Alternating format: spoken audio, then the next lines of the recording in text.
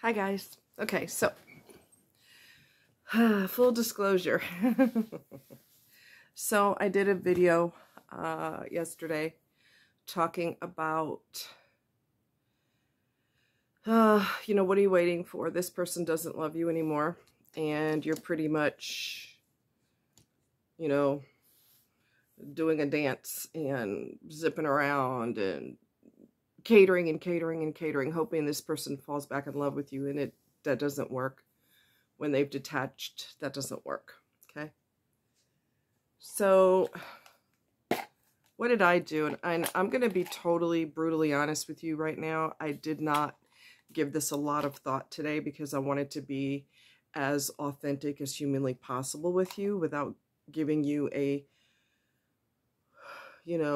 pre-thought of answer.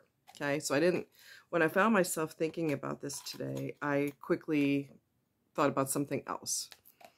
All right. So that, like I said, I could give you the most authentic response that I can. So what finally got me out of a 25-year marriage on paper? Okay. Well, as per bad news, like your marriage is falling apart or someone you cares about was in a terrible accident or something like that, your brain goes in and out of denial. That's what happened to me for all those years, off and on throughout the years. I would go in and out of denial about how things actually were because, and I'm telling you, like, your brain can do that indefinitely. And I'm talking 10 years, 15 years, 20 years, 20 plus years. Your brain can go in and out of denial often. Because when you are in denial or you temporarily come out of denial, the emotional pain, if you still love them, is so intense that it's unbearable to think about. So your brain hurries up and shuts the door. We're not thinking about that. We're just not going to go there. Everybody has bad patches. No relationship is perfect. And da-da-da. And believe me, your brain can come up with excuses for years and go in and out of denial. In and out, in and out, in and out. Indefinitely. So for those who have children, it's a bit easier for you all than it is for me, because apartments, let's just say you don't have a lot of money, but you do have children, there will be housing that you can sign up for, see what your city offers so far as that. There's the WIC programs. There's something in California, and other states may have it too. It's called CHIP, California Highway. I'm sorry, California Health something for pediatrics or something. I'm not really sure what CHIP stands for, but it's basically a health program for your kids. And, different places offer different things, housing, discounts on food and things like that, in case you need to leave this individual and you don't have a job, or you're disabled, or you were a stay-at-home mom. You will have more offered to you because you have children, as opposed to me. I didn't have any, so I was kind of on my own. And we hadn't been to court yet, and some states drag ass on the divorce. They take up to a year. Some places take up to a year. There's no hurry. They just don't hurry. Okay. So yeah, look into check and see what your state offers if you do have children involved. And there is an app called Our Family Wizard. That is an app that you can co-parent with the narc to reduce stress on your side of things. It's called Our Family Wizard. And this is what I discovered when I went to one of Lee Hammock's live shows. They talked about that. There is a plan that you pay for, but if you have a hard time paying for it, they will give you a discount.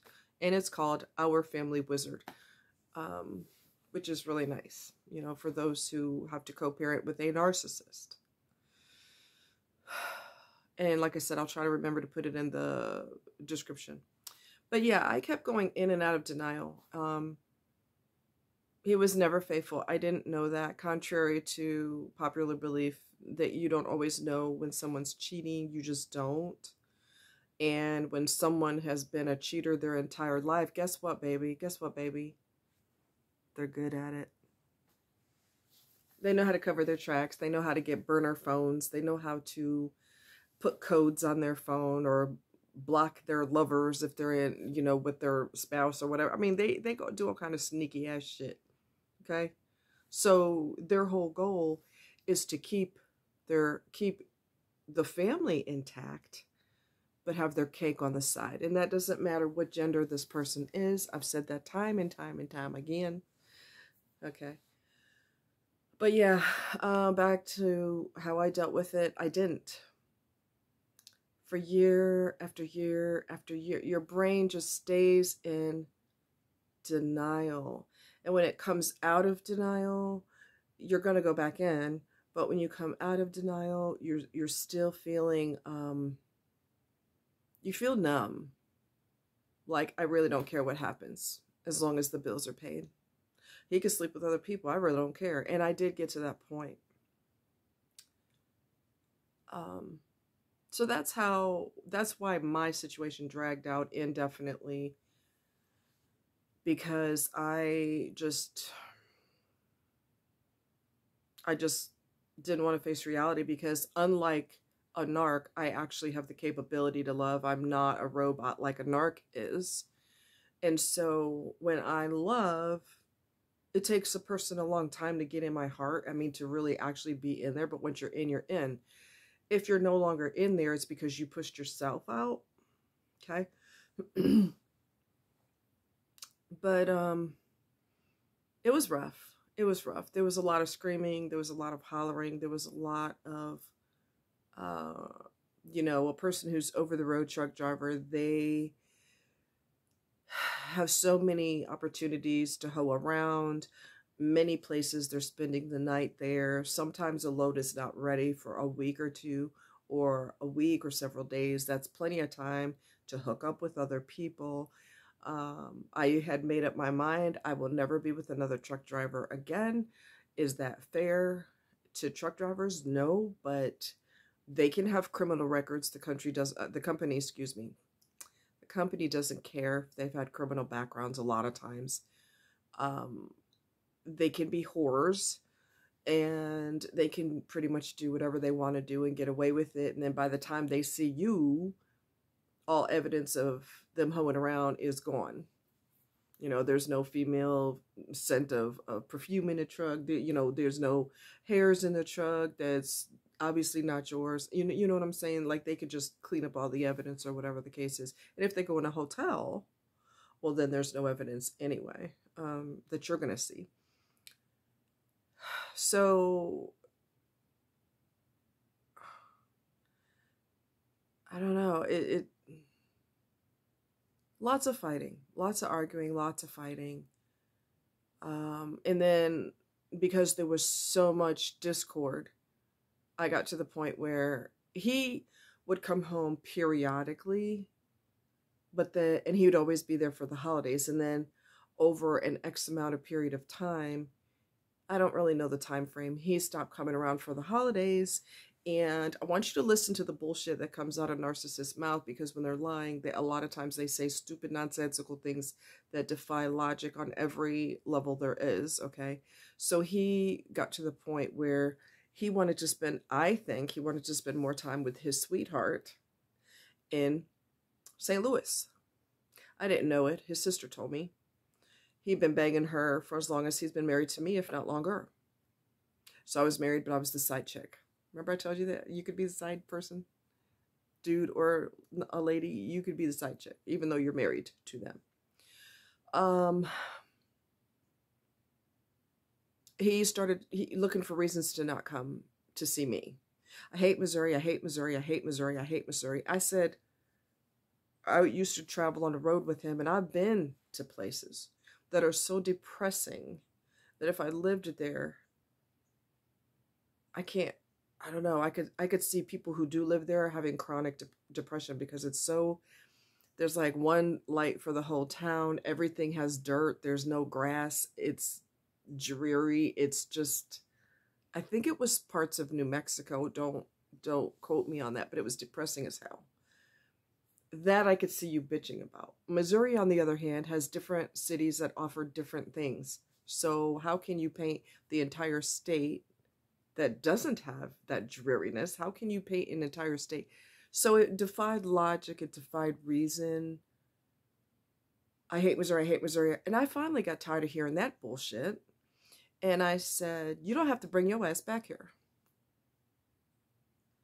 Okay, since Missouri makes you want to vomit, you don't even got to bring your ass back here no more. He quit saying that. And although he supposedly hates Missouri so much, bullshit, he was tapping somebody's ass in St. Louis. Okay, probably resisted getting married because what's he going to say to her? How is he going to explain that? When he didn't marry her and he'd been banging her for 20 years or more. Okay. I'm going to tell you another mistake that I made in the beginning. Don't do this. Don't make my mistake, okay? I fell for the nice guy that he perpetrated himself to be, and I wanted to marry that guy. Problem is that guy didn't exist. So I was dropping hints, and when we'd buy me jewelry, I'd said, is this going to be an engagement ring or a pre-engagement or what? Don't throw suggestions out there. Don't joke about things like that, because if that person wants to truly marry you, they will do it on their own accord. They don't need to be cattle prodded to do it, you know? Bzz, get moving. Bzz. You don't have to cattle prod them. They will do that on their own. And I cattle prodded him. I pushed him. I mean, like, what are we going to do? We've been together for X amount of time. What are we going to do? We should get married. And I won't ever do that again if it's not that person's idea. I don't date anymore, but if it wasn't that person's idea, then I'm damn sure not bringing it up. Okay? Don't suggest or hint or allude to. It has to be that person's idea. And it wasn't his idea because he was having too much fun bouncing up and down on everybody. And I don't know what the hell he was tripping for. Why he's so reluctant to get married. You wasn't faithful from day one. So, like, it's just weird. It's just freaking weird. So, I don't know. He got to the point where he would, like I said, I told him, don't ever come back here.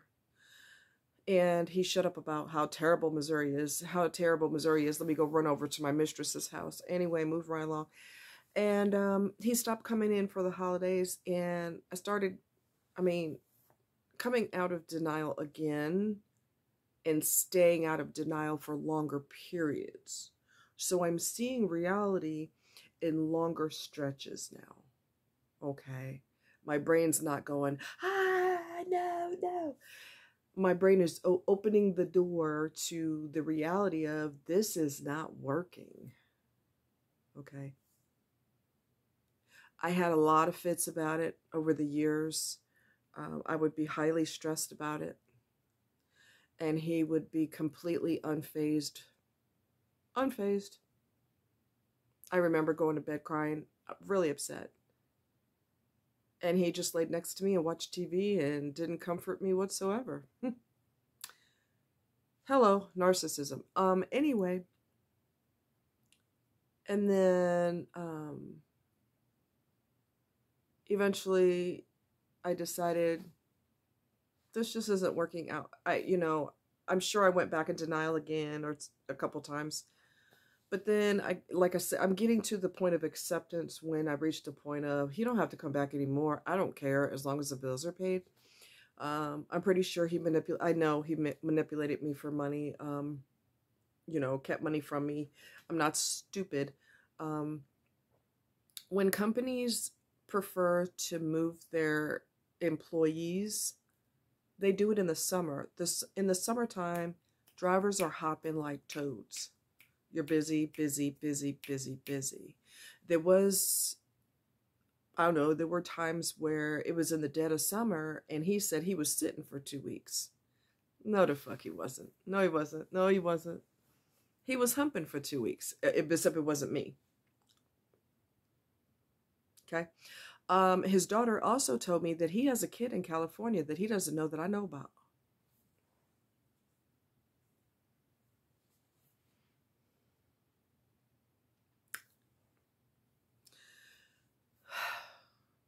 So, do you see what I mean? How you have to let this go?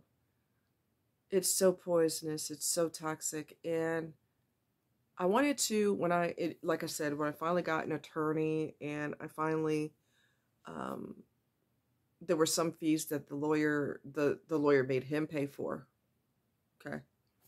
He should have paid for the whole goddamn thing, but he wasn't going to do that because they don't part with their money anyway. So he would rather just be married on paper and act like he's single, which he's done from day one.